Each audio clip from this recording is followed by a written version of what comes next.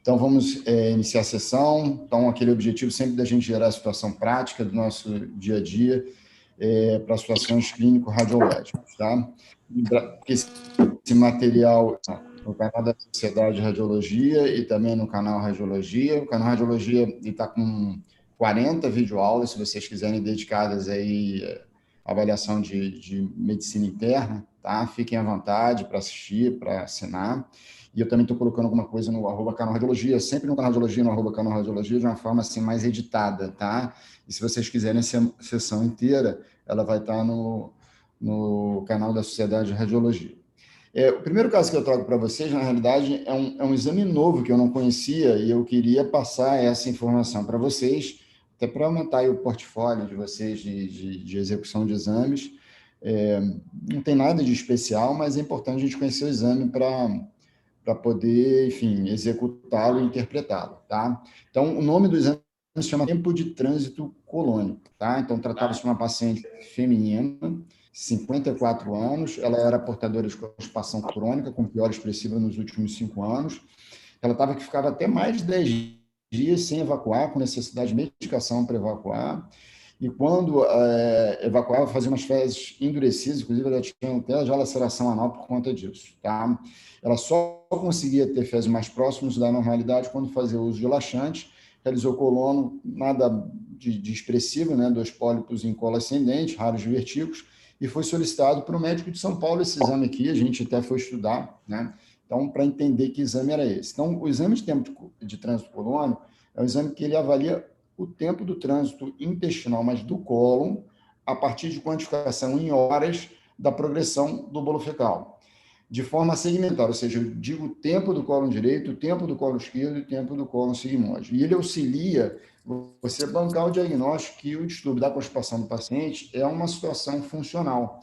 E, às vezes, quando é funcional e essa alteração funcional é gerada por uma inércia, por uma hipomotilidade de um determinado segmento intestinal, você pode até propor cirurgia para aquele segmento intestinal, se, obviamente, todas as etapas aí de tratamento clínico farmacológico faliram no tratamento dessa constipação. Como é que você faz, então? Então, antes da gente entrar no caso, vou explicar para vocês como é que você faz. Então, basicamente, você vai administrar uma cápsula, tá, da medicação, né, que ela contém 24 marcadores radiopacos em 3 dias consecutivos.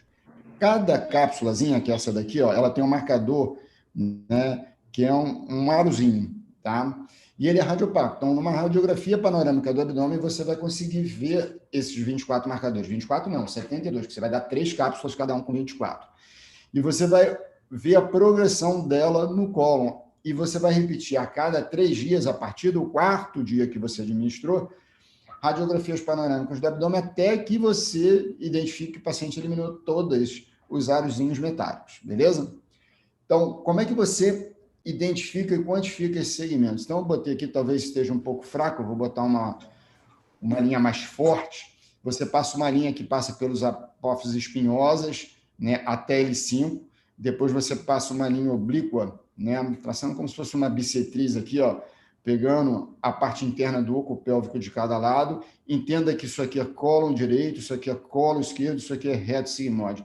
Repara que, não sei se está dando para vocês ver, que tem várias argolinhas, né, radiopacas. Eu tenho que contar cada argolinha que tem aqui em cada dia.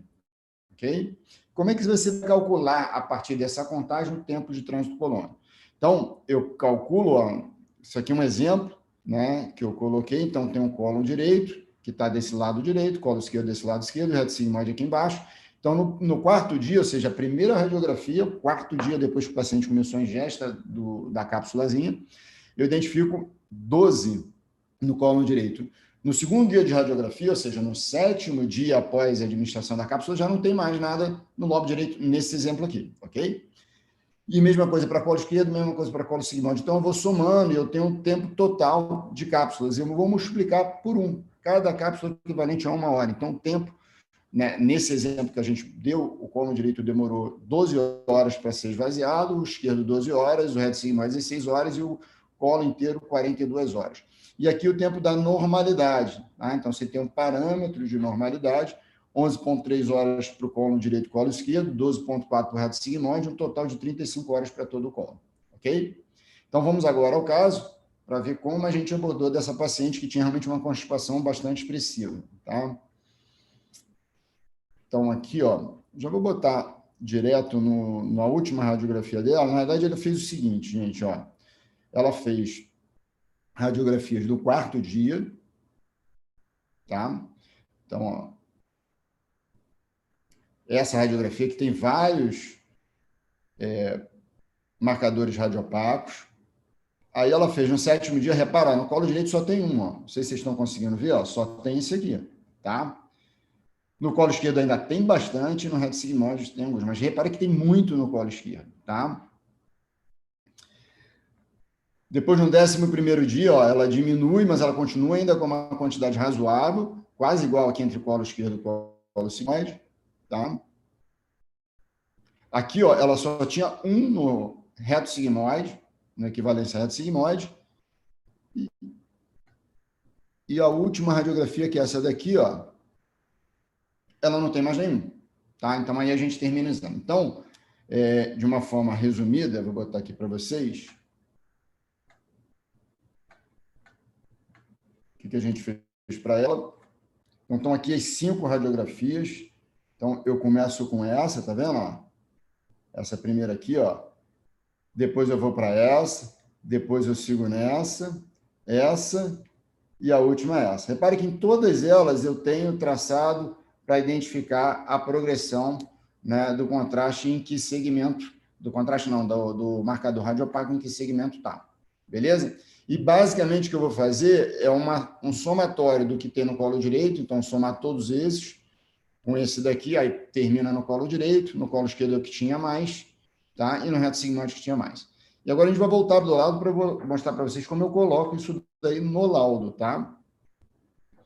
Então, ó, eu botei tempo de trânsito colônico, expliquei o que eu fiz, eu dei uma cápsula por 3 dias consecutivos, total de 3 cápsulas, cada uma cápsula com 24 marcadores, total de 72 marcadores, e a gente fez radiografias a partir do 4º dia, tá? Com 3 dias de diferença. Aqui ela não pôde vir, que seria o 16º, né? Ela veio no 17º cedinho, acho que não alterou, né, a ideia, né? E a gente, e a gente botou aqui, ó, que o tempo, só para vocês terem uma ideia, ó, do colo direito 22 horas, do colo esquerdo, ó, 80 horas. Então, uma inércia importante desse colo esquerdo, tá? Reto sigmoide 43 e total de 145, cujo normal é de 35 horas. Então, 4 vezes aqui o tempo de normalidade. Então, é um paciente bastante constipada, uma alteração funcional, destacando-se uma inércia importante no colo esquerdo. Eu liguei, conversei com o médico dela, e ele falou que ia conversar com ela, porque aí é uma relação de risco-benefício que você tem. Ele já tinha esgotado todas as formas de tratamento farmacológico para ela, e isso estava impactando muito na vida dela. Então, ele ia conversar a relação risco-benefício de se fazer, né, um procedimento cirúrgico em relação a esse colo esquerdo. Beleza? Então, essa daí é um exame relativamente fácil de se fazer, tá? Tem que conhecer essas informações, mas eu acredito que é relativamente simples, né, para aumentar o portfólio de exame de vocês. Segundo caso que a gente vai discutir é cisto hepático complicado, que é uma situação comum, tá? E eu queria discutir principalmente o que entender como complicado e como conduzir isso, ou seja, como orientar com a informação de imagem o que o cirurgião, principalmente, eventualmente o clínico, o gastroenterologista, mas principalmente o cirurgião, pode ter como opção de tratamento para isso aí. Então, vamos lá. Tratava-se de novo de uma paciente feminina, 47 anos, ela é médica, assintomática, acompanha cistos hepáticos desde 2006, tá vendo? Com vários exames de imagem que demonstraram um crescimento, né, principalmente de um cisto localizado no lobo direito. E ele vinha associado a uma complexidade que eu quero discutir com vocês. O MA suspeitou de cistoadenoma e cistoadenocarcinoma biliar por conta da complexidade do crescimento e também induzido por uma ressonância que ele fez anterior à ressonância que tinha feito conosco, tá? Então, vamos tentar discutir isso só para vocês terem uma ideia. Olha, desde 2006, né, era mais ultrassom, mais tomografia, eu peguei só alguns aqui para a gente ter uma ideia de evolução.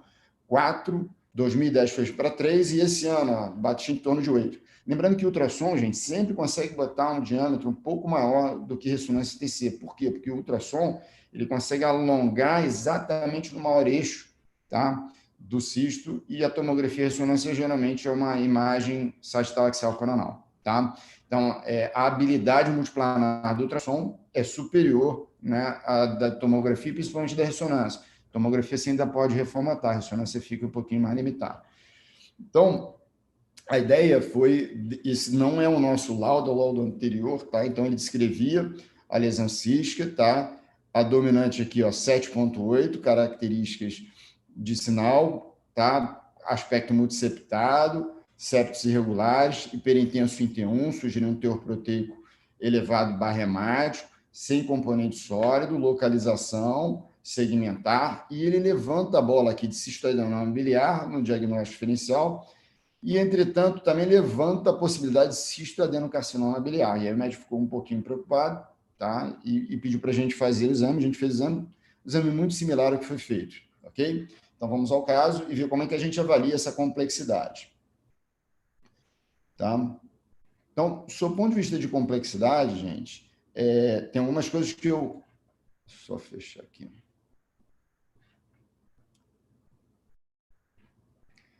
Que eu queria discutir com vocês. Deixa eu botar aqui este daqui. Ó. Deixa eu pegar o último que a gente fez, foi este daqui. Ó. Foi semana passada, tá? Então, sob o ponto de vista de complexidade, esse cisto aqui que a gente vai estudar, a gente vai ter que ver, primeiro, parede e septo. Depois, conteúdo. Depois, componente sólido. Se impregna ou se não impregna. Difusão e crescimento evolutivo. Então, se você fizer esse roteirinho de avaliação, você vai ter para orientar o que fazer com esse cisto. E, sob o ponto de vista de conduta, hoje, cistos não faz nada, acompanha por imagem ou você indica a cirurgia, tá? Então, essas são as propostas que se tem. Então, vamos lá. Como é que você avalia septo e parede, Antônio? Então, gente, septo e parede, vou botar aqui o T2, já até botei aqui, ó. O que você tem que fazer é o seguinte, identifica o septo mais espesso que você tem, amplia bem, ó, põe ele lá na tua cara e mede, tá? Mede a espessura dele. Dentro dessa variação de espessura, que a literatura considera como cutoffs aí de condução de conduta, são septos e parede, vale para os dois, até 2 milímetros, de 2 a 5 milímetros e acima de 5 milímetros. Tá? Os septos menores que 2 milímetros são septos que você vai colocar no seu laudo e você não vai sugerir acompanhamento. Então, vamos lá. Lesão cística com finos septos menores que 2 milímetros, sem impregnação pelo meio de contraste, medindo tanto, localizado em tal segmento, e acabou. Agora, se esse septo está batendo 3 milímetros, 4 milímetros, mas não bypassou a 5 milímetros, como é que você vai botar? Lesão cística com septo de até 4 milímetros, localizado no polo superior, em topografia do segmento 6, medindo a lesão cística tanto, sugiro controle evolutivo. Por quê? Porque o septo tem uma complexidade acima de 2 milímetros, aumenta a possibilidade do diagnóstico diferencial da lesão neoplásica, principalmente a benigna, tá? Não é o cistoadenocarcinoma, não, mas aumenta a suspeição do cistoadenoma, tá? Agora, se o seu septo, a sua parede, ele tem uma espessura acima de 5 milímetros, você vai considerar a possibilidade de correlação patológica, tá? Então, os cutoffs são AT2, eu vou colocar no meu lado, posso até colocar cisto minimamente complicado, e eu não sugiro acompanhamento. Por que eu não vou sugerir acompanhamento? Porque se eu sugerir acompanhamento de septo com 2 milímetros, todo mundo acima de 50 anos vai ter que fazer o acompanhamento de ressonância, porque ele é muito prevalente, tá? O septo de 2 a 5 milímetros, o que eu vou sugerir? Acompanhamento. Antônio, acompanhamento de quanto tempo, até quando? Não tem na literatura, gente. Eu faço meio que uma cola do Bosniak 2F. Eu sugiro acompanhamento de 6 meses e ao menos em 2 anos, tá? E acima de 5 milímetros, parede ou septo, eu vou sugerir a possibilidade de esse cara fazer uma correlação patológica, tá? Isso, eu garanto essa informação no T2, tá? A informação do T1 ela é importante para a gente caracterizar o conteúdo da lesão. Então, já no T1 em fase fora de fase, né, a gente observando aqui, ó, ela tem um sinal elevado. Olha esse outro cisto como ele é preto e olha como esse cisto aqui tem componente hiperintenso. Isso me traduz que isso aí tem teor proteico elevado ou sangue. Na maioria das vezes, sangue. Teor proteico elevado é menos usual. Ele pode ser tanto por mucina quanto por infecção, tá? Na maioria das vezes, o que ocorre é sangramento, tá? Então, isso daí, a principal apresentação de sangramento no abdômen é hipersinal em T1 e T2, tá? Geralmente é um pequeno sangramento que ocorre na parede do cisto e inunda esse cisto, mas ele fica meio diluído com o conteúdo do cisto. Na apresentação mais comum é essa. Quando eu faço o T1 FAT 7, é o mesmo raciocínio, tá? Então, ó, joguei lá o T1 FAT 7, eu estou matando o que é hiperintenso. Lembrar que ressonância é comparação de sinal, então ele tem uma tendência de você aumentar a intensidade de sinal, ok? Tá? Então, vi que o conteúdo tem teor proteico elevado ou sangramento, vi que eu tenho septo interno com uma complexidade maior, chegando até 3, 4 milímetros, mas não vai passando de 5, e agora eu preciso estudar, né, o conteúdo da lesão sob o ponto de vista da difusão, tá? Então, a difusão, se a gente botar aqui, ó, o maior valor de B e o mapa de ADC, é uma difusão relativamente tranquila. Por quê, gente? Porque ela tem, ó, um alto sinal no mapa de ADC, ou seja, ele tem uma difusão facilitada. Repara que eu só fiquei um pouco preocupado nesses componentes de septo, tá vendo? Esses componentes de septo parecem ter uma difusão meio restrita. O que eu tenho que ver aqui? Se ele tem nessa correspondência sangramento. Então, se o sangramento desse paciente for nessa correspondência, que está um pouco descasado, vou dessincar aqui, ó. Pode ser que essa suposta restrição à difusão venha, vou botar aqui para vocês, venha, né, do sangramento, tá? Talvez tenha uma correspondência, né? Talvez tenha uma correspondência, tá? E o outro parâmetro que eu vou utilizar para avaliar meu septo é o quê? Administração do meio de contraste venoso, tá? Então, só aqui para não gerar confusão, difusão facilitada, entretanto, no septo com aspecto de difusão relativamente restrita. O que eu vou me preocupar? Eu vou me preocupar se essa restrição na difusão está relacionada a sangramento. Se tiver sangramento, beleza, que o sangramento faz uma restrição de difusibilidade da água. Se ela não tiver relacionada a sangramento, eu tenho que pensar que tem aumento de celularidade ali. Então, é um fator mais preocupante ainda para o meu septo, tá? Talvez aqui tenha, desse lado aqui, eu não posso dar tanta certeza. Então, é uma situação que eu fiquei com dúvida. Para onde eu vou partir agora? Meio de contraste venoso. Então, ó, a gente já viu septo, a gente já viu parede, a gente já viu conteúdo, a gente já viu difusão. Então, agora a gente vai para a impregnação do meio de contraste venoso. Então, vou botar aqui um sem contraste, vou botar aqui uma fase portal para a gente avaliar, tá? Vou sincar novamente aqui, ó.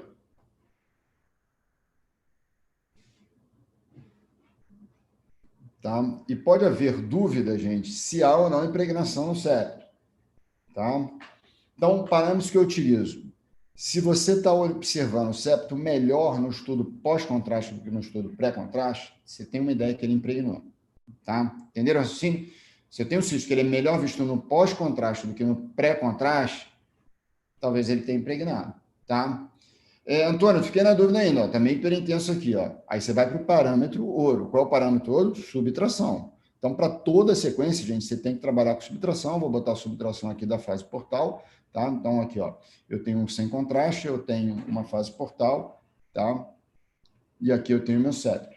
Então, em tese, esse septo, ele não tem que ter sinal aqui, ó. Estou subtraindo o que ele tem de pré e pós-contraste, tá? Para que tenha um grau de intensidade de sinal. Então, é questionável a impregnação desse meu septo, tá? Então, ele já tem alguns dados de preocupação. Possibilidade de fusão restrita, possibilidade de impregnação pelo meio de contraste venoso e espessamento aquele entre 2 e 5 milímetros. E tem um terceiro fator, que eu não posso analisar individualmente nesse exame, mas que eu sei pelos anos anteriores, qual é o crescimento, tá? Então, ele me gerou algumas situações de preocupação. Certamente, esse cisto, ele vai ficar entre o acompanhar e o operar, tá? Eu acho, conversei inclusive com o médico assistente dessa paciente, né? Ela tem um risco cirúrgico bom, ela é uma paciente jovem, o posicionamento do cisto é um posicionamento bom para cirurgia, tá? E eu tenho suspeições assim razoáveis para preocupação, tá vendo? É um cisto quase ele exofítico, então a execução cirúrgica da ressecção dele, ela é relativamente tranquila, tá?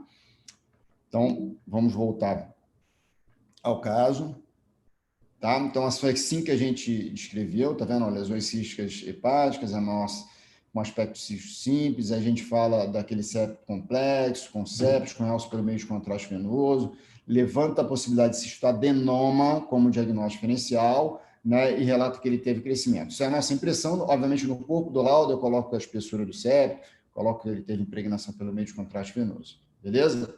Então, em resumo, gente, a lesão cística simples, aquele cisto que não tem septo nenhum, parede fina, preta no T1, branca no T2, anecoico no ultrassom, homogêneo, TC com densidade abaixo de 20 no pré e no pós-contraste homogêneo, você não merece acompanhamento, tá? Só que a lesão cística complicada, e aí geralmente vista ultrassom, seja eco interno, septação, parede espessa, ela merece o segundo método, a ressonância vai te gerar mais benefício do que a TC, tá? O que eu tenho que ver de complicação? Presença de septo, presença de espessura de parede, de septo, nódulo, se tem impregnação ou não, conteúdo, proteico elevado, mucina, hemorrágico, infectado e crescimento evolutivo. Em relação a septo e cápsula, até 2, super tranquilo. Coloco no meu laudo, cisto minimamente complicado e não sugiro acompanhamento. De 2 a 5, coloco no meu laudo, digo que está minimamente complicado, tá? E sugiro acompanhamento. Idealmente, 6 meses até 2 anos. Acima de 5, considere a possibilidade de cirurgia, tá? Bom, quanto ao nódulo, eu tenho que ver a avaliação de impregnação e restrição de visibilidade da água. Sempre, tá? Se tiver sangramento, pode ter pseudo-restrição de difusão. O conteúdo, tem que ver pelo comportamento sinal se tem sangue, se tem teor proteico elevado, se tem infecção, tá? Então, essas 3, elas podem se superpor, tá? Mas a ideia disso aqui, ó, eu tenho que ter na minha imagem, na análise, na ponderação T1 e T2. E crescimento, eu tenho que me referir quanto em centímetros e em quanto tempo de intervalo, tá?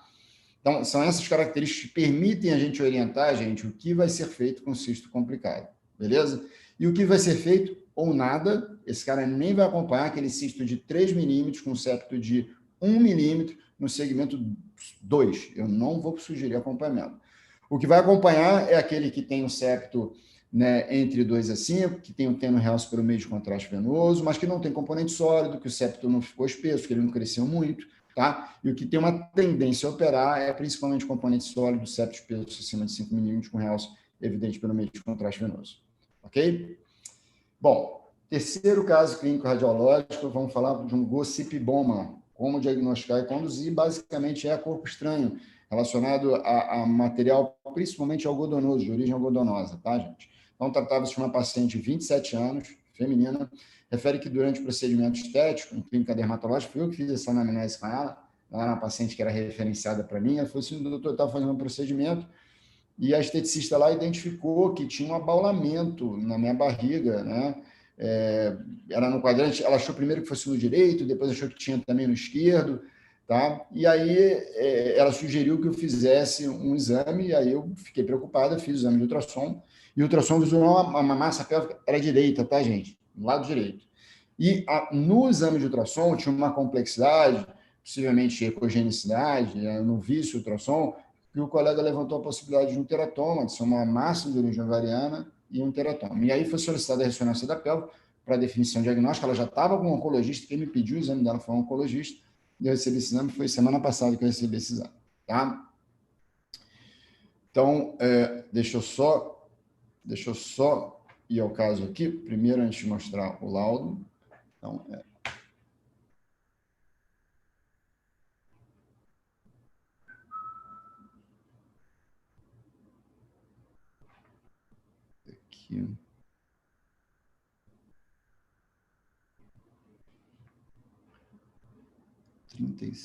27, isso aqui, ó. Isso aqui de cima. Então, vamos lá. Vamos começar a nossa análise avaliando ponderação T2, que sempre a gente faz, tá? A gente acabou fazendo uma ponderação T2 de um plano coronal, um exame mais focado para a pelve, né? Mas eu vou começar com esse coronal aqui, ó. A gente fez também um protocolo com soro retal, né, gel vaginal, e era essa alteração que a gente tinha, tá? Gente, já olhando essa alteração, é óbvio que existe, inclusive, até alguns tipos de tumores, tá? E até de matriz germinativa que simulam esse tipo de apresentação. Mas vocês têm que pensar em corpo estranho quando vocês veem essa configuração de alteração, tá? Vou botar bem ampliado aqui para vocês verem, né? Essas dobras internas, essas alterações, tá? Eu vou depois justificar algumas outras alterações também para a gente pensar na possibilidade de ser um corpo estranho, ok? Então, ponderação T2, plano coronal, já fiquei meio ressabiado quanto a essa alteração. Então, agora vamos fazer um dedicado estudo da pelve, tá? Vamos botar aqui como a gente abordou ela. Então, ó, plano sagital, moderado em T2, tá? Está aqui minha alteração, e plano coronal. Esse plano coronal aqui é interessante porque eu vou identificar o ovário direito dela aqui, ó, e o ovário esquerdo dela aqui, ou seja, essa massa possivelmente ovariana não é. Estou conseguindo ver muito bem o ovário aqui e o outro ovário aqui, tá vendo? Identifico essa alteração, eu queria que depois, ó, vocês observassem isso aqui, tá vendo? Essa área linear mais hipointensa e mais organizada do que o restante, eu vou depois voltar nela, tá? Nesse plano sagital mostrou direitinho, tá? Olha meu anexo aqui, ó, anexo direito, tá? E o outro anexo aqui, ó, anexo esquerdo no plano sagital, tá? E vou botar no plano axial. Plano axial, tá aqui, ó, um anexo, tá aqui outro anexo e tá aqui minha massa, tá? De aspecto tumoral. Repara que eu tenho até umas outras formações císticas aqui, ó. E essas formações císticas posteriores estão em íntima associação com o polo superior do meu anexo, tá? Com o polo superior do meu anexo. Beleza? Vamos no estudo após contraste. Deixar um pré-contraste aqui, ó, e vou botar um pós-contraste aqui. Nesse pós-contraste, gente,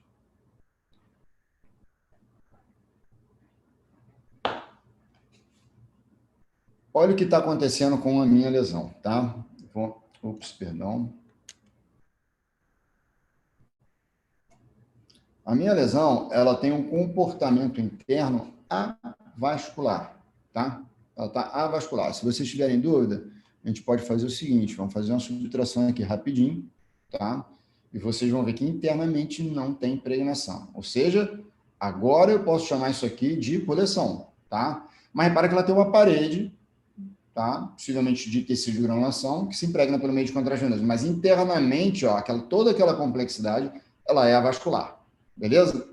Então, agora eu posso chamar aqui isso é uma coleção que está fora do ovário, que tem parede que se impregna pelo meio de contraste venoso, tem uma complexidade interna peculiar, tá? Quando eu vi esse exame, eu pensei em corpo estranho pelas características que eu falei para vocês. E aí, eu botei ela na TC. Por que eu botei ela na TC? Porque essas compressas, gases, né, atualmente, elas têm marcadores. E o marcador, ele é metálico, então a TC vê muito bem, tá? Então, quando eu botei ela na TC, vou mostrar aqui para vocês, olha o que a gente identificou. Tá? Repara que é uma TC pós-ressonância, né? Pós-gadolínio, gadolínio ele é um pouquinho radiopaco, e olha só a minha coleção, e olha aquela imagem linear não, meio ondulada que eu mostrei para vocês, porém mais organizada, é o marcador da minha compressa. Tá? E aí eu fui conversar com ela, obviamente de uma forma muito abrangente sobre o tema. Ela tinha me passado que tinha uma cesárea de 2 anos, feita, sem nenhum tipo de complicação, evoluiu bem, tá? E, obviamente, aí eu vou continuar com o caso e demonstrar como é que eu acho que a gente deve abordar esse tipo de situação. E aí não é mais uma questão radiológica, não, gente, é experiência de vida, tá bom? Então, vamos lá. Então, vamos entender um pouquinho o gossipiboma, também chamado de textiloma, tá? Ele pode correr como corpo estranho em diferentes locais. Obviamente, como ele está, essa textura algodonosa está relacionado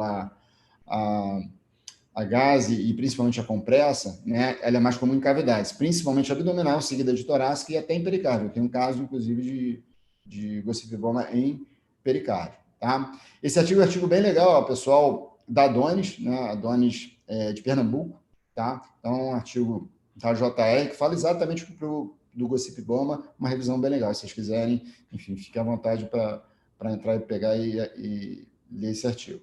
Então, ele determina, gente, como corpo estranho, uma reação tipo asséptica ou exudativa. O que quer dizer isso? A reação asséptica para naquilo ali. Isso aí fica séculos sem acontecer nada. A alteração exudativa, ela pode fistulizar, infectar e obstruir. São as 3 complicações que podem ocorrer, tá? Então, esse gossipiboma, ele pode infectar, ele pode fistulizar e ele pode obstruir. Obstruir principalmente o intestino, fistulizar para o intestino. Tem um caso no FRJ, que foi uma compressa deixada na cavidade, o paciente evacuou a compressa, tá? Então, era uma massa, era um clistério opaco o exame, e na realidade o que estava saindo era uma compressa que fistulizou para dentro do intestino e o organismo expeliu ela dessa forma.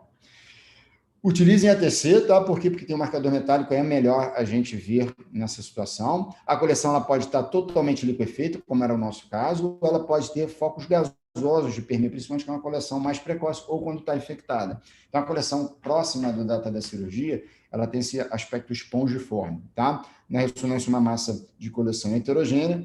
E a conduta? O laudo, como eu dou, gente, é de coleção, eu não coloco no laudo corpo estranho, tá? Mas eu aviso o paciente que ele tem uma coleção na barriga e que ele tem que resolver aquilo, tá? E eu entro em contato direto com o colega relacionado ao procedimento, passo o que houve. Beleza? Então, vamos lá. Quarto caso, colangite esclerosante primária, principais achados de imagem. Paciente masculino, 34 anos, portador de retocolite ulcerativa e sepsis, é uma correlação bem comum, tá? Há mais de 10 anos, teve relativa estabilidade da retocolite, mas ele teve piora progressiva dos achados inflamatórios das vias biliares. Não vamos a eles, tá? Então, o que a gente vai ver agora, basicamente, é a colangite esclerosante primária, um paciente com retocolite ulcerativa, tá? Que tem mais ou menos 10 anos de evolução. Então, um garoto novo, tá? Ele acompanha comigo aqui já há algum tempo, e eu queria mostrar para vocês alguns achados da CEP, que eu acho que é super importante, tá? A gente avaliar. Então, vamos lá. Primeira coisa é o padrão de CEP desse paciente, né? Não é uma CEP inicial. Repare que esse fígado tem um contorno lobulado, tá? Ele já tem uma baita hipertensão portal, várias colaterais, uma mega esplenomegalia. E que vocês assim essas alterações aqui, ó, tá vendo? As áreas mais escuras e intensas são áreas de vicariância. Na realidade, gente, o que é mais próximo do parênquima normal são essas alterações, tá? Vou tentar botar aqui para vocês.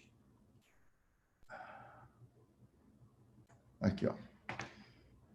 Por que eu estou dizendo isso? Porque repara que essas áreas, elas são mais centrais e elas não têm dilatação de via biliar, tá? Então, elas estão alteradas? Estão. Se você for biopsiar aí, vai ter alteração inflamatória? Vai, tá? Mas a alteração no fígado restante ele é muito mais exuberante sob o ponto de vista de doença biliar e inflamação, tá? Então, geralmente, isso é um dado já para vocês pensarem na possibilidade de CEP, a hepatopatia do CEP, ela é heterogênea, ela gera áreas meio que de atrofia e inflamação e áreas de vicariância. A atrofia e inflamação vai estar relacionada à área de dilatação ductal e as áreas menos acometidas vão estar mais centrais e sem dilatação de via biliar.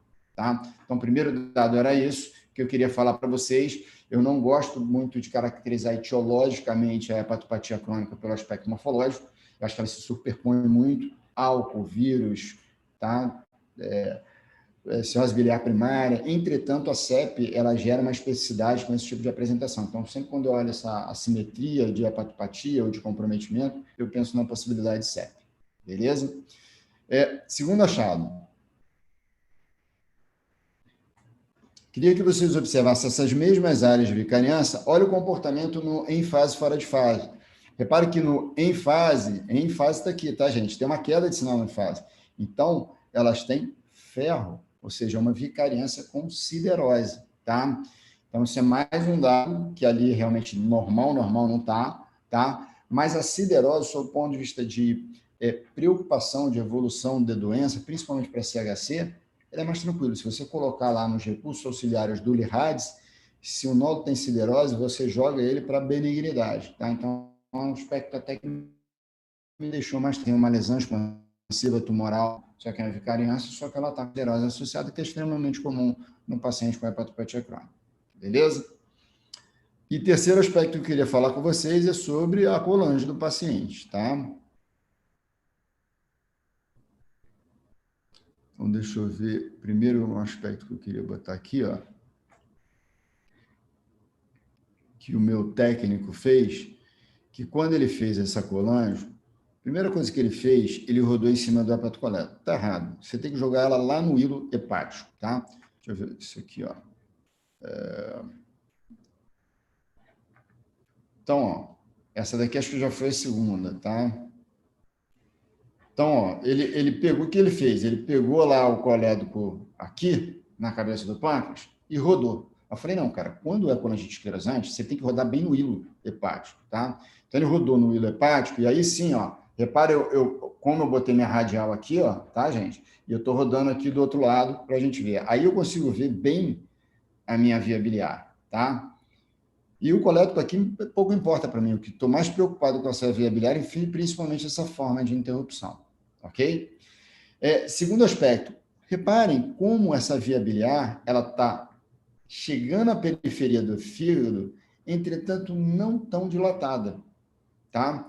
Às vezes você tem tumor de cabeça de pâncreas com uma via biliar mais dilatada que isso, mas que os ductos não chegam tanto à periferia. E é por isso que eu gosto, e sempre falo isso nas minhas aulas, deixa eu ver se ele fez aqui, ó. Aqui, ó. De fazer o que eu chamo de colanjo radial no plano axial, ó. O que é isso, Antônio? Deixa eu mostrar aqui para vocês, ó. Olha como eu fiz aqui essa minha colagem, gente.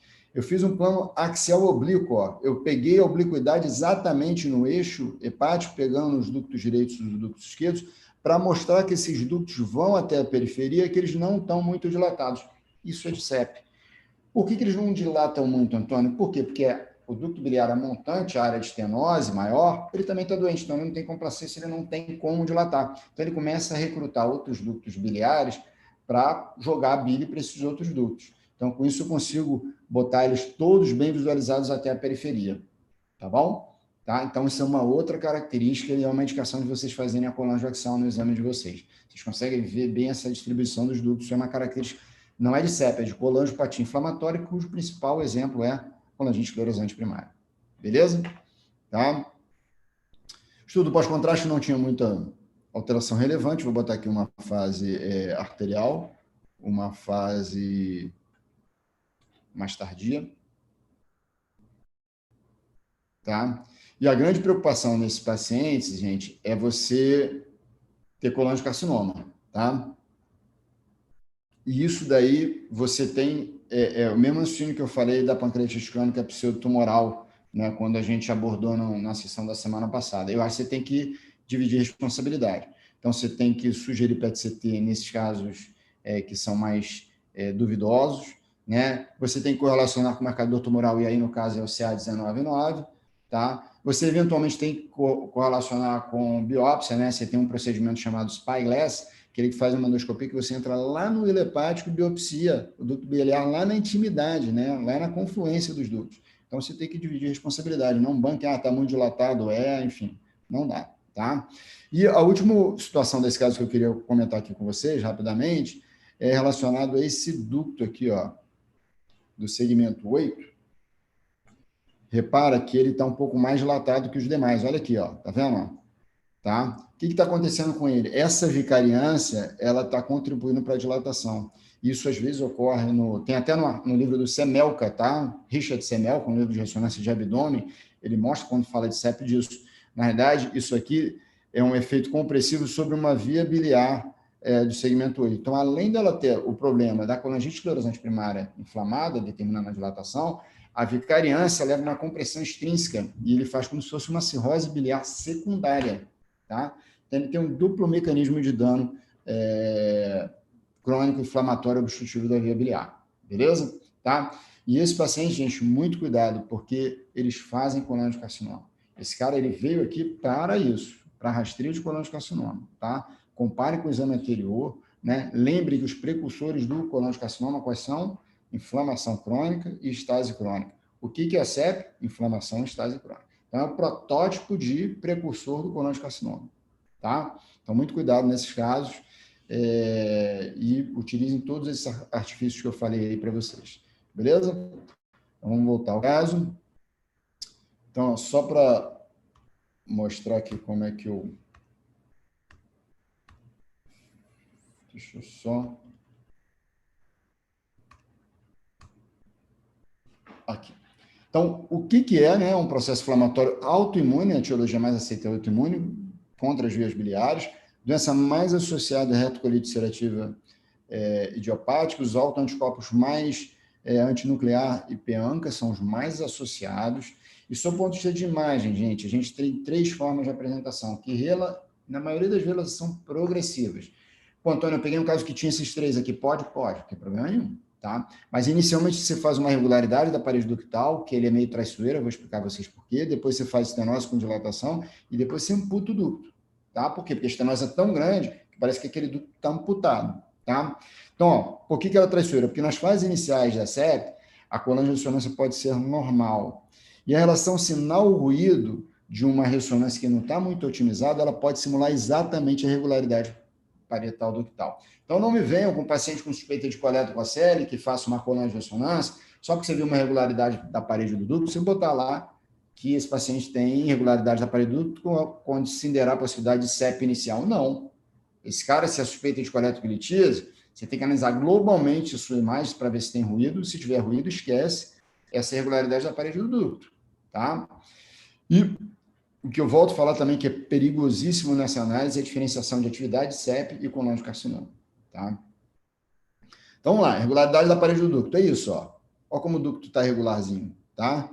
Olha como ele está regularzinho. Tá? Olha como o Wilson está regular e o meu hepatocoleto está regular, tá? É um parâmetro que, inclusive, você pode associar. Não tem irregularidade parietal do Wilson se você tiver CEP. Esse é o caso que eu sempre mostro nas minhas aulas, gente. Olha só, é o mesmo paciente. Foi dado CEP inicial nesse paciente. Era um aparelho de 1,5, cheio de ruído, tá vendo? Não parece que tem até areia aqui nessa imagem? Tá? Ele fez o controle com a gente no aparelho de 3 testes. Olha, o CEP dele sumiu, ó. A regularidade da parede ductal sumiu. Repara até que o Wilson aqui está irregular, tá? Então teria que também ter CEP no Wilson. E não existe. Segunda etapa é a mais fácil, né? É estenose, dilatação, conta de rosário, essa é de livro, tá? E a fase mais avançada é a amputação ductal. Você vê um ducto lá e que tá zero lá, e ó, cadê? Acabou, ó. Até o hilo sumiu, ó. Aqui, ó, sumiu. Geralmente esse cara já tem hepatopatia crônica, tá? A fase mais avançada do CEP, tá? E olha o benefício da colangio axial, é isso que eu falo. É uma dilatação que ela não é muito exuberante, mas o ducto ele chega até a periferia. Isso com o plano axial da colangio axial você consegue ver muito bem. Beleza?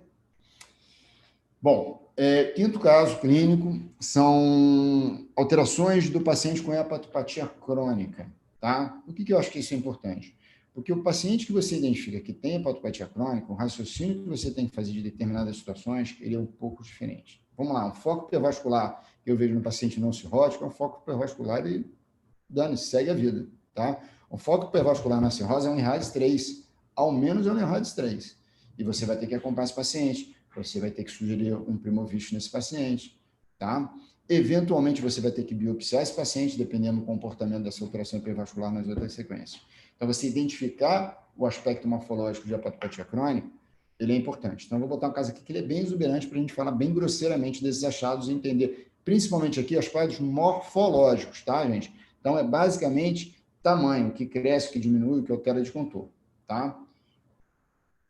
Então, era um paciente de 51 anos, portador de vírus C, uma cirrose intermediária avançada, né, um child B10, né, child é uma classificação clínico-laboratorial, né, do comprometimento da cirrose, tá? É uma classificação intermediária, e vamos ver quais são os achados de imagem da hepatopatia crônica. Então, vamos lá, esse aqui, ó. Procurei um caso bem exuberante só para a gente forçar a barra do que é mais comum. Tá? Então, vamos começar na nossa ponderação T2, plano axial e plano coronal. Tá aqui o plano axial, dá uma melhorada aqui nessa janela. Tá? Então, ó, o primeiro dado que eu quero falar para vocês, que é uma das situações mais comuns e precoces. Redução do segmento 4. Olha aqui o segmento 4, gente, ó. Acabou o segmento 4, tá? Acabou. O que a literatura fala é que ele reduz e ele determina um afastamento dos segmentos laterais do fígado esquerdo, do lobo direito, que também atrofia, tá? E com isso eu tenho uma ampliação do que a gente chama de fossa da vesícula biliar. O paciente é colecistectomizado, mas se ele tivesse a vesícula, ó, essa vesícula ia ficar aqui, ó. Se eu tivesse a ascite, ó, a ascite fica banhando aqui, ó. Na verdade, o que eu tenho aqui? Ó? Tenho aqui o duodeno, tá? Esse é o bulbo duodenal, cheio de líquido. Então, ele está bem aqui espaçoso nessa região, tá? Outro dado, hipertrofia do lobo caudado. Tá? Gente, o lobo caudado, principalmente em situações vasculares, ele é protegido de trombose portal, de Budd-Chiari e de hepatopatia crônica.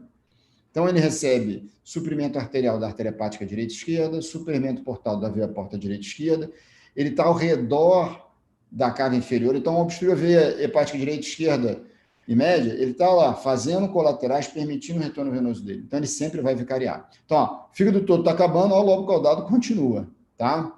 Um outro dado também é que o lobo direito ele atrofia, tá vendo? Ó, o lobo caudado parece que ele é maior do que o próprio lobo direito, né? Lobo direito é segmento 4, 5, desculpe, 5, 6, 7, 8, são os 4 segmentos.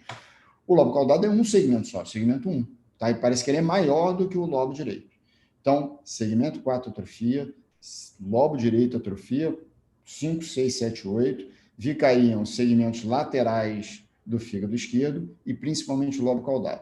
Esses segmentos laterais, talvez eu pudesse botar aqui o coronal para vocês terem uma ideia, ó, que ele está crescendo meio aqui para o lado, ó, tá vendo? Vou melhorar aqui um pouco a janela. Olha como ele cresce aqui para o lado, ele está lá para o outro lado, ó. Inclusive, ó, a espessura dele é praticamente a espessura de todo o lobo direito, tá? E aqui está o grande caudado, tá?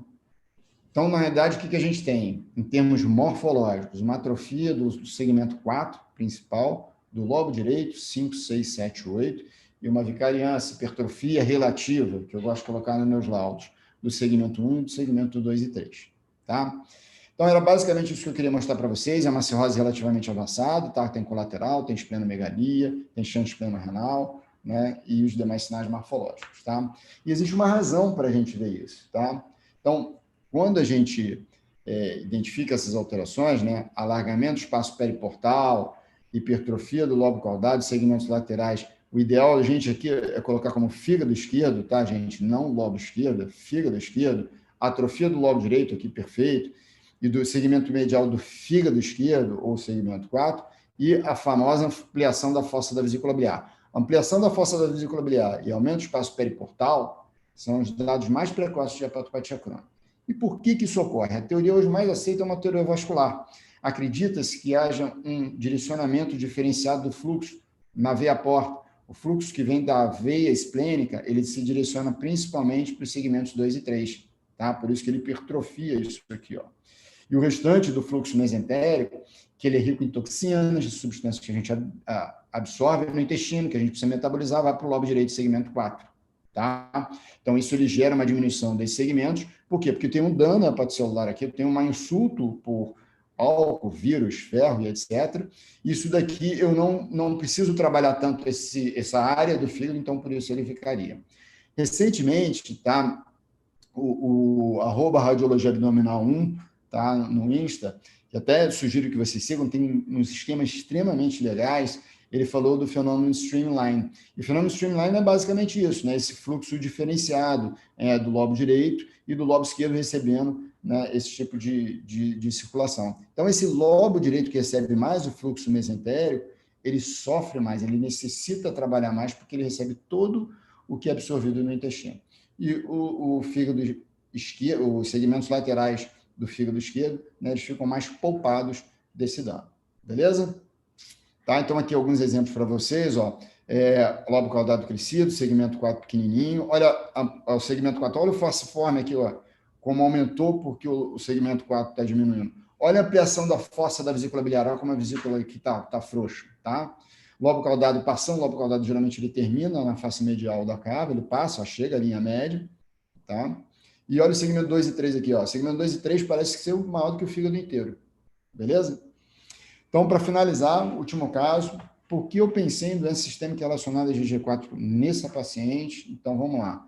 Sexta-feira passada, 11/9, 15 horas, lá no fundão, veio uma residente falando, doutora Antônio, tudo bem? Você poderia me ajudar? Falei para ela, sim, claro, o que você precisa? Ó, preciso de mais do caso, que vai ser meu TCC. É super interessante, trata esse paciente de 47 anos, chegou aqui no HU com diagnóstico clínico e imagem, e todos estavam pensando em tumor de Clats, que era uma obstrução a nível da região hilar, mais ou menos ali. E aí, quando viemos aqui discutir o caso na rádio, você e o pessoal da rádio acharam que fosse uma doença sistêmica relacionada a GG4. E não é que era mesmo? O senhor poderia dizer por que pensou em doença sistêmica? Inclusive, ela gravou o que eu estava falando, né? Porque ela tinha apresentação, e a apresentação ia ser relativamente precoce agora. E eu falei, tudo bem, não tem problema nenhum, mas vamos ver o caso. Então, aí a gente foi recuperar a imagem, foi ver o caso e que eu iria mostrar para vocês. Que é este aqui. Acho que é esse aqui. Então, vamos aqui primeiro. Então, tratava-se de um cara que veio com um exame de fora da instituição, tá? E chegou para a gente avaliar. Então, ele tinha uma dilatação de via biliar, tá? Olha aqui, gente, aprendizado do último caso, ó. Aprendizado do último caso que a gente viu. Está dilatado até a periferia, ó, toda a árvore biliar. Gente, mas não está muito dilatado. Repara, ó, que o colédoco aqui, ó, tem calibre maior de qualquer outro ducto biliar. Isso é colangiopatia inflamatória. Isso sugere colangiopatia inflamatória. Por quê? Porque esse ducto aqui, ó, ele não consegue dilatar tanto quanto necessita. Então, vai recrutando via biliar, ó, recrutando via biliar, recrutando via biliar. Então, esse padrão aqui, ó, tem que pensar em colangiopatia inflamatória, tá? O que a gente viu mais? Achei estranho, né? Ó, olha a parede desse hepatocolédoco aqui, gente, ó. Olha a parede dele, ó. Eu costumo dizer que o colédoco, ele tem parede não perceptível. Você não vê a parede do colédoco. Aqui você vê e você diz que está espessado e mais ainda, está hipointensa. Então, repara que a parede do hepatocolédoco, toda ela está hipointensa. Olha a parede da vesícula biliar, ó, como está espessa na ponderação T2, tá?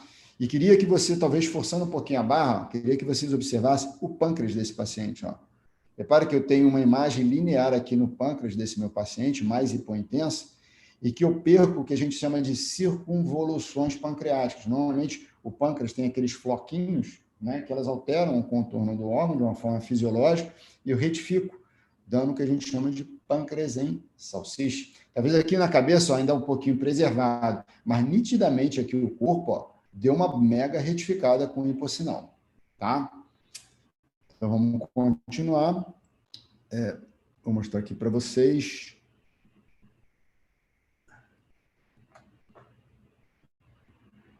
Vou mostrar aqui que eu fiz aqui, ó. Vou mostrar. T1. Então, quando eu fiz o T1, né, eu olhei. Até a gente perguntou na época como é que está a mielase, lipase desse paciente. Estava tocada, mas não estava aquele 3 vezes maior, nada disso. Mas olha o sinal do pâncreas desse paciente, gente. Isso aqui é alteração de sinal. O pâncreas tem que ser a víscera maciça com maior hipersinal do abdômen. A gente tem uma víscera maciça aqui, ó, ele está perdendo para o baço, está perdendo para o córtex anular, está perdendo para o fígado, nitidamente está alterado. Um mega espessamento da parede da vesícula biliar, tá? E o meu colédoco também com parede espessa. Não vi muito bem aqui, mas eu vou mostrar uma fase com contraste. E o que é importante, deixa eu ver aqui, ó.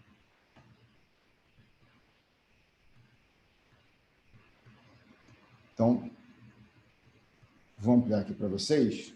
Vamos primeiro na vesícula biliar, ó. Quando a gente olha a vesícula biliar, repara que essa impregnação é progressiva. Eu talvez impregne um pouquinho a mucosa dela, mas a parede não impregna muito. E olha como ela impregna para caramba na fase tardia, tá? Geralmente isso é um tecido meio fibrótico, ele é fibroinflamatório, tá? E o componente de fibrose, a gente sabe que ele é intersticial, ele é extracelular. E esse contraste é um meio de contraste extracelular, né? Tanto o iodo quanto o gadolínio convencionais, eles são extracelulares. É uma tendência deles ficarem retidos no espaço intersticial e é exatamente isso que está ocorrendo. Então, está pegando contraste na fase mais tardia. O mesmo raciocínio eu vou fazer para o meu pâncreas, tá? Então, vou lá no meu pâncreas e vou observar que essa impregnação dele é um pouco mais evidente em fase tardia, ó. Ela é mais preta aqui, ó, e ela é um pouco mais evidente. Acho eu, até que se fizesse uma fase mais tardia aqui do convencional, ia impregnar mais ainda, tá? Então, o que a gente fez? A gente raciocinou que era um padrão de colangiopatia inflamatória, que tinha um espessamento de padrão fibrótico, que comprometia a via biliar, comprometia os ductos biliares, a vesícula biliar e o contorno do pâncreas, tá? Essa alteração de determinado apelo das circunvoluções pancreáticas, tá dando um aspecto de pâncreas e salsicha, e independente disso, eu tinha alteração inflamatória possivelmente crônica, porque não tinha muita repercussão de laboratório, no interior do pâncreas, tá? Então, esses aspectos somados fizeram a gente pensar na doença sistêmica relacionada a G4. Lembrar que é uma doença sistêmica, a expressão pancreática dela é a pancreatite autoimune, e a expressão biliar dela é a colangite autoimune, é o que a gente está vendo aqui, tá? Vamos voltar ao caso, tá? Então, doença sistêmica relacionada ao GG4, ela é descrição relativamente recente, gente, é uma alteração fibroinflamatória sistêmica, comete vários órgãos, o pâncreas é o mais acometido, tá? Mas olha, pâncreas, glândulas salivares, vias biliares, rim, reto peritônio, pulmão, tireoide, né? Eu já vi casos de reto peritônio, já vi casos de pulmão, eu já vi casos de coração, já vi casos de aorta, tá? Bom, esse processo inflamatório ele tem uma importante resposta a corticoide. Inclusive, gente, o teste terapêutico é considerado hoje um dos critérios diagnósticos para a doença sistêmica relacionada ao GG4. Você faz o exame, está lá com pancreatite, amilase lipase tocadas, com alteração de imagem, você faz corticoide, repete o exame em 2 semanas, o pâncreas murcha, a amilase lipase normaliza. Tá? Por que eu falo isso? Que é importante? Porque existem formas de doença sistêmica relacionada ao GG4 cujo GG4 está aumentada. Então, um grande parâmetro laboratorial, que é a GG4, ela pode não te auxiliar, e por isso hoje é aceito o teste terapêutico com corticoide. Tá? Então, como eu falei para vocês, a colangite é a manifestação de GG4, a pancreatite vai ser a manifestação pancreática da doença sistêmica relacionada ao GG4, mais prevalente em homens, em idade avançada, tá? E, por exemplo, falei, muito similar a CEP. CEP, zero mudança com corticoide. CEP, imunossupressor e reza, tá? Corticoide não faz a cosquinha em CEP. Manifestações, então, icterícia obstrutiva, dor abdominal, né? Aumento dos níveis de GG4, repara, ó, 75%, 25% você vai ter nível normal, tá? E aí você vai ter que lançar mão, tá? De biópsia, que aumenta um pouco, mas ainda tem casos de GG4 normal, e teste terapêutico, tá? Então, ó, biópsia ou peça cirúrgica com histologia compatível, fechando o diagnóstico, também são critérios para GG4, o sangue elevado de GG4 e teste terapêutico com corticoide, beleza? Tá? Então, só um casinho aqui meu, que é muito correlato, também no fundão, eu sempre apresento esse caso nas minhas aulas, de pancreatite autoimune e de colangite autoimune.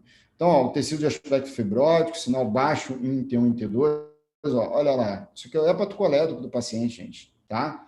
Olha aqui, ó, olha como está retificado esse meu pâncreas, é aumentado de tamanho, tá? Realce tardio, pelo contraste, ó, olha como o realce, principalmente o pâncreas, né? Olha como eu tenho muito pouco realce, um realce moderado, um realce um pouco mais acentuado. Então, ele, ao longo do tempo, ele vai empregando, tá? Discreta restrição de difusão, isso é pouco controverso na literatura, eu já vi algumas apresentações de doença sistêmica relacionada a GG4 com difusão restrita, tá? Irregularidades do ducto e dos ductos biliares, então, principalmente o ducto biliar, ó, bastante irregular, chegando até a periferia, dando aspecto de colangite inflamatória, e a perda das circunvoluções pancreáticas que a gente observa aqui. Beleza, gente? Então, é isso que eu tinha para apresentar para vocês. Eu só queria combinar por uma questão aí de eu ter que estar apresentando meu trabalho de doutorado até o final do ano. Vamos fazer sessões até eu terminar essa apresentação, de 15 em 15, tá? E aí eu prometo para vocês que quando eu finalizar, a gente volta semanal toda quarta-feira. Então, para a próxima semana, não vai ter, nossa próxima sessão vai ser dia 30/9, tá? Mesmo horário, quarta-feira, 10 horas. Beleza? Um abraço a todos e até aqui 15 dias. Tchau, tchau.